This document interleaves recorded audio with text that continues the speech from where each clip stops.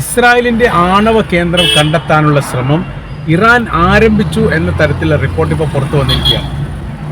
ഒരു യുദ്ധ സാഹചര്യങ്ങൾ തീർച്ചയായിട്ടും ഈ മേഖല കേന്ദ്രീകരിച്ചുകൊണ്ട് ഉണ്ടാവുമെന്ന് ഏറെക്കുറെ രാഷ്ട്രീയ നിരീക്ഷകർ വിലയിരുത്തിയതോടനുബന്ധിച്ചാണ് പുതിയ ഒരു പ്രാധാന്യമുള്ള റിപ്പോർട്ട് ഇപ്പോൾ പുറത്തു വരുന്നത്. അത് ഇങ്ങനെയാണ് അതിൽ പറയുന്ന കാര്യം. ഡിമോണ അടക്കമുള്ള തന്ത്രപ്രധാനമായിരിക്കുന്ന ഇസ്രായേലിൻ്റെ ആണവായുധ മേഖല വളരെ കൃത്യതയോടുകൂടി കണ്ടെത്താനുള്ള ശ്രമം ആരംഭിച്ചിരിക്കുന്നു. അത് ചില സമയത്ത് ഇങ്ങനെ കൂടി ആ റിപ്പോർട്ടിൻ്റെ ഭാഗത്ത് കാണാൻ വേണ്ടി സാധിക്കുന്നുണ്ട്. ആണവായുധ റിയാക്ടറുമായിട്ട് ബന്ധപ്പെട്ട എല്ലാ വസ്തുക്കളും ഒരേ ഏരിയയിലല്ല അവർ സ്ഥാപിച്ചിരിക്കുന്നത്. നിർമ്മിക്കപ്പെട്ട ആണവായുധങ്ങൾ പല ഭാഗങ്ങളിലായി പല സ്ഥലങ്ങളിലായിട്ട് അവർ സ്ഥാപിച്ചിരിക്കുകയാണ്. ഇത് കണ്ടെത്തുക എന്നുള്ളതും കണ്ടെത്തി നശിപ്പിക്കുക എന്നുള്ളതും ഇറാൻ്റെ ലക്ഷ്യമാണ്. ഇനി യുദ്ധസമാന സാഹചര്യങ്ങളോ അതുമായി ബന്ധപ്പെട്ട വിഷയങ്ങളോ ഉണ്ടാവുകയാണെങ്കിൽ തീർച്ചയായിട്ടും ഇറാൻ ആക്രമിക്കുക ഈ മേഖല കേന്ദ്രീകരിച്ചാണ്. ചില റിപ്പോർട്ടിൻ്റെ അകത്ത് പറയുന്നത് കാര്യം ഇങ്ങനെയാണ്: സമ്പൂർണ്ണമായിരിക്കുന്ന ഇസ്രായേലിൻ്റെ ആണവായുധ രഹസ്യമായിട്ട് ബന്ധപ്പെട്ട കാര്യങ്ങളെല്ലാം ഇറാൻ കണ്ടുപിടിച്ചിരിക്കുന്നു. അവർ ഇനി ഒരു ആക്രമണം ഉണ്ടാവുകയാണെങ്കിൽ അതിൽ ലക്ഷ്യം വെക്കുന്നവരാണ്. എന്നാൽ ഈ ജെറുസലേം പോസ്റ്റ് അടക്കമുള്ള ഇസ്രായേലിൻ്റെ മാധ്യമങ്ങൾ പറയുന്ന റിപ്പോർട്ട് എന്ന് പറഞ്ഞാൽ ഇറാൻ വലിയ ശ്രമങ്ങൾ ആരംഭിച്ചിരിക്കുന്നു. നമ്മുടെ വലിയ രീതിയിലുള്ള ശക്തിയെ ക്ഷയിപ്പിക്കുക എന്നുള്ളതാണ് ഇറാൻ്റെ ഉദ്ദേശം. അവരുടെ കാര്യം എന്ന് പറയുന്നത് ഈ ആണവായുധവുമായിട്ട് ബന്ധപ്പെട്ട കാര്യത്തിൽ നാശങ്ങൾ ഉണ്ടാക്കുക എന്നുള്ളതാണ്.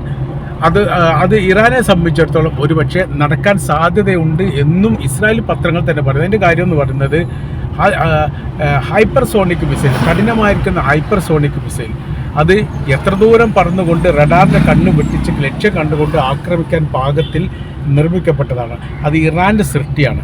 അതുകൊണ്ട് അതിൻ്റേതായിരിക്കുന്ന ബലവും ശക്തിയും അത് ഉണ്ടാകും എന്ന കാര്യത്തിലൊന്നും സംശയമില്ല. അപ്പോൾ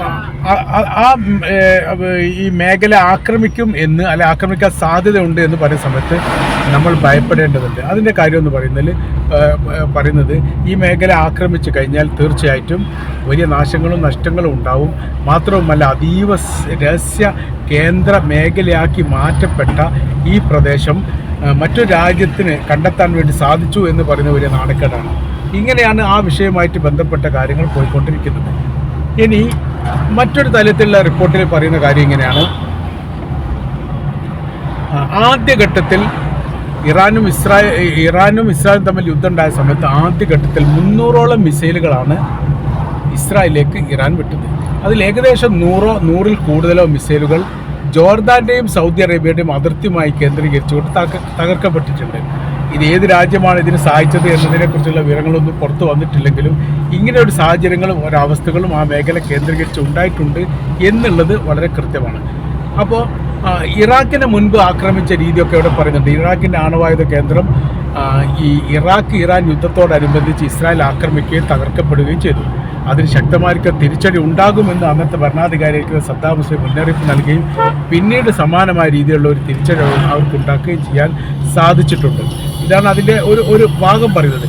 അപ്പോൾ ഇപ്പോഴത്തെ സാഹചര്യത്തിൽ ഇപ്പോൾ ഇസ്രായേലിൻ്റെ കൈവശത്തിലുള്ള ആണവായുധവുമായിട്ട് ബന്ധപ്പെട്ട മേഖല കണ്ടെത്തുക എന്ന് പറയുന്നത് വലിയ പ്രയാസം ഉണ്ടാവാത്ത കാര്യമാണ്. അതിൻ്റെ കാര്യം, ഏറ്റവും കൂടുതൽ രഹസ്യ കാര്യങ്ങൾ സൂക്ഷിക്കാൻ ഹമാസിനെ പോലെയോ ഇറാനെ പോലെയോ ലെബനാനെ പോലെയോ ഒരാൾക്കും സാധിക്കുകയില്ല. മാത്രവുമല്ല, ഇസ്രായേൽ ആണവ കേന്ദ്രത്തിന് നേരെ ആക്രമണം നടത്തിയിട്ടുണ്ട് ഇറാനിൽ. അതേ സമാനമായ രീതിയിൽ അല്ലെങ്കിൽ അതിനേക്കാൾ ശക്തമായ രീതിയിൽ ഈ മേഖല കേന്ദ്രീകരിച്ചുകൊണ്ട് അമേരിക്ക ആക്രമണം നടത്തിയിട്ടുണ്ട്. അമേരിക്കയുടെയും ഇസ്രായേലിൻ്റെയും ആക്രമണത്തെ പ്രതിരോധിക്കാൻ മാത്രം ഇറാന് കരുത്തുണ്ടായിരുന്നു എന്നുള്ളതാണ് പിന്നീട് മനസ്സിലാക്കാൻ വേണ്ടിയിട്ട് പറ്റുന്നത്. അപ്പോൾ ഈ മേഖല കേന്ദ്രീകരിച്ചുകൊണ്ട് ഒരു ആക്രമണം ഉണ്ടാവുകയാണെങ്കിൽ അതിൻ്റെ ദുരന്തത്തിൻ്റെ വ്യാപ്തി അളക്കാൻ പോലും പറ്റാത്തതാണ്. ഇറാനെ സംബന്ധിച്ചിടത്തോളം അവരുടെ സൈനിക കമാൻഡർമാർ നഷ്ടപ്പെട്ടു, അവർ രാജ്യത്തെ അതിക്രമിച്ച് കയറിയത്, വലിയ നാശങ്ങൾ, വലിയ സാമ്പത്തിക ബാധ്യത രാജ്യത്തിന് ഉണ്ടാക്കിയത് ഇതെല്ലാം ഇസ്രായേൽ കാരണമാണ്. ആയതിനാൽ തന്നെ അവരെ നിയന്ത്രിച്ചിട്ടില്ലെങ്കിൽ, അവരെ തിരിച്ചടിച്ചിട്ടില്ലെങ്കിൽ ഭാവിയിൽ വലിയ വിഷയങ്ങളും വലിയ പ്രശ്നങ്ങളും ഉണ്ടാകുമെന്നും കൂടി ഇതിനോടനുബന്ധിച്ച് തന്നെ വിലയിരുത്തുകയാണ്. ഈ റിപ്പോർട്ടിൻ്റെ അകത്ത് ഇങ്ങനെ കൂടി പറയുന്നുണ്ട്: ഇറാൻ്റെ കൈവശത്തിലുള്ള ആണവായുധങ്ങൾ അല്ലെങ്കിൽ ആണവായുധ റിയാക്ടറുമായിട്ട് ബന്ധപ്പെട്ട സംവിധാനങ്ങൾക്കൊക്കെ അതീവ സുരക്ഷ ഒരുക്കാൻ വേണ്ടിയിട്ട് സാധിച്ചിട്ടുണ്ട് ഇറാനെ സംബന്ധിച്ചിടത്തോളം അവർക്ക്. അതുകൊണ്ടാണ് ഇസ്രായേലും അമേരിക്കയും ആക്രമിച്ച സമയത്ത് പോലും അവരുടെ ആണവ റിയാക്ടറുമായിട്ട് ബന്ധപ്പെട്ട വസ്തുക്കൾക്ക് ബിൽഡിംഗ് തകർക്കപ്പെട്ടു അല്ലാതെ ആണവായുധവുമായിട്ട് ബന്ധപ്പെട്ട കാര്യങ്ങൾക്ക് യാതൊരു കേടുപാടും സംഭവിക്കാത്തതിൻ്റെ പ്രധാന കാരണം അവർ വളരെ കൃത്യതയോടുകൂടി അതിന് രൂപകൽപ്പന ചെയ്തു എന്നതുകൊണ്ടാണ്.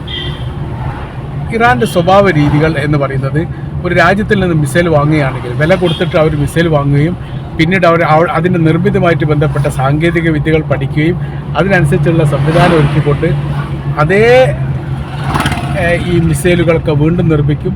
പിന്നീട് നിർമ്മിച്ച മിസൈലുകൾക്ക് വേഗത പോരാ എന്ന് പറഞ്ഞിട്ട് വീണ്ടും നിർമ്മിക്കും.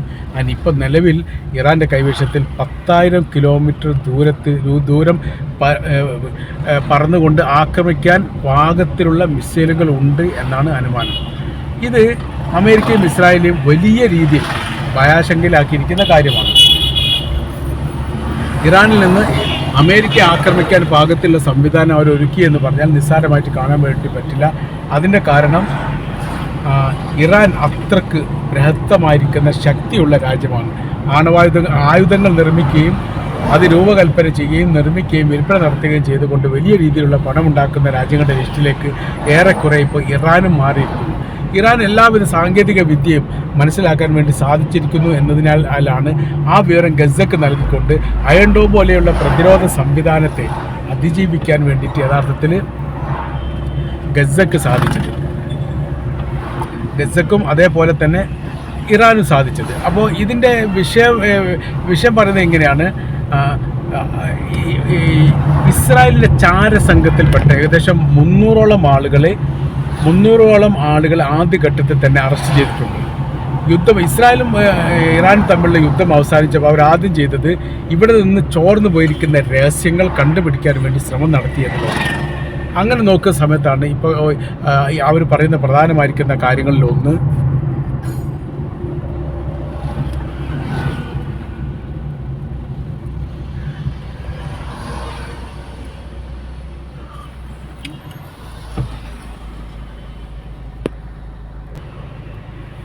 ഇറാൻ്റെ ചാരന്മാർ ഇസ്രായേലിൽ വ്യാപകമായ രീതിയിൽ വിഹരിക്കുന്നു എന്ന തരത്തിലാണ്. അങ്ങനെയല്ലാതെ അവരുടെ ആധികാരികമായിരിക്കുന്ന പല രഹസ്യങ്ങളും, അതായത് ഇസ്രായേലിൻ്റെ ശാസ്ത്രജ്ഞന്മാരെക്കുറിച്ചും അവരുടെ സൈനിക കമാൻഡർമാരെക്കുറിച്ചും പിന്നെ അവർ ആയുധം സൂക്ഷിക്കുന്ന മേഖലയെക്കുറിച്ചുമെല്ലാം ഇറാൻ്റെ ഇൻ്റർനെറ്റിൽ പരിശോധിച്ചാൽ പോലും കാണാവുന്ന തരത്തിൽ രഹസ്യം ചോർത്തി അവർ പ്രസിദ്ധപ്പെടുത്തിയിട്ടുണ്ട്. ഇത് ഇസ്രായേലിൻ്റെ ചരിത്രത്തിൽ ഇങ്ങനൊരു സംഭവം അപൂർവമാണ്. അവരുടെ ഇൻ്റലിജൻസ് ഡിപ്പാർട്ട്മെൻറ്റ് എന്ന് പറയുന്നത് ലോകാടിസ്ഥാനത്തിൽ ഏറ്റവും കൂടുതൽ ബുദ്ധിപരമായ രീതിയിൽ പ്രവർത്തിക്കുന്ന സംഘമായിട്ടാണ് അവരെ വിലയിരുത്തുന്നത്. അങ്ങനെ നോക്കുന്ന സമയത്ത് ഒരിക്കൽ പോലും ചോർന്നു പോകാൻ പാടില്ല അവരുടെ രഹസ്യങ്ങൾ. പല ഘട്ടങ്ങളിലും ഇറാൻ അത് ചോർന്ന് കിട്ടുന്നു. അത് തന്ത്രപൂർവ്വം ഉപയോഗിക്കുന്ന കാര്യത്തിൽ ഇറാൻ മിടുക്കന്മാരാണ്. അതവർ ഉപയോഗിക്കുകയും ചെയ്തിരിക്കുന്നു. അപ്പോൾ ഇപ്പോൾ അവർ തിരഞ്ഞുകൊണ്ടിരിക്കുന്നത് ഇസ്രായേലിൻ്റെ കൈവശത്തിലുള്ള ആണവായുധം ഏത് മേഖലയിൽ സൂക്ഷിച്ചിരിക്കുന്നു, അത് ഏത് തരത്തിൽ തകർക്കാൻ വേണ്ടി പറ്റും. ഒന്ന് ഇറാൻ ഉറപ്പിച്ച് പറയുന്നുണ്ട്, അല്ലെങ്കിൽ ഇറാൻ്റെ ഭാഗത്തിന് ചില മീഡിയകൾ ഉറപ്പിച്ച് പറയുന്നുണ്ട്, ഇറാനെ പോലെ സുരക്ഷിത ഇടങ്ങളിൽ വളരെ ഭദ്രമായിട്ട് സൂക്ഷിക്കാൻ വേണ്ടിയിട്ട് ഇപ്പോഴും ഇസ്രായേലിൻ്റെ ആണവായുധത്തിന് സാധിച്ചിട്ടില്ല. അപ്പോൾ ഇവിടെ ബങ്കർ ബസ്റ്റർ ബോംബുകൾ അടക്കം അതിശക്തമായിരിക്കുന്ന ബോംബ് ആക്രമണമാണ് യഥാർത്ഥത്തിൽ ഇറാനിൽ ഇസ്രായേലും അമേരിക്കയും നടത്തിയത്. അതിന് ലക്ഷ്യം എന്ന് പറഞ്ഞാൽ ഇറാൻ്റെ മുനയൊടിക്കുക എന്നുള്ളതാണ്, ആണവായുധ ശക്തിയെ ക്ഷയിപ്പിക്കുക എന്നുള്ളതാണ്.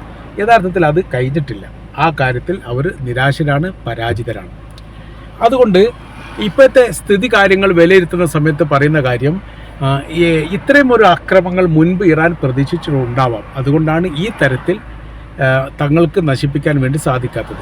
സമാനമായിരിക്കുന്ന സുരക്ഷിതത്വം നിലവിൽ ഇസ്രായേൽ ഇല്ല എന്നുള്ളത് ഇറാൻ കയറി അറ്റാക്ക് ചെയ്യാൻ വലിയ സൗകര്യമായിട്ടാണ് കണക്കാക്കുന്നത്.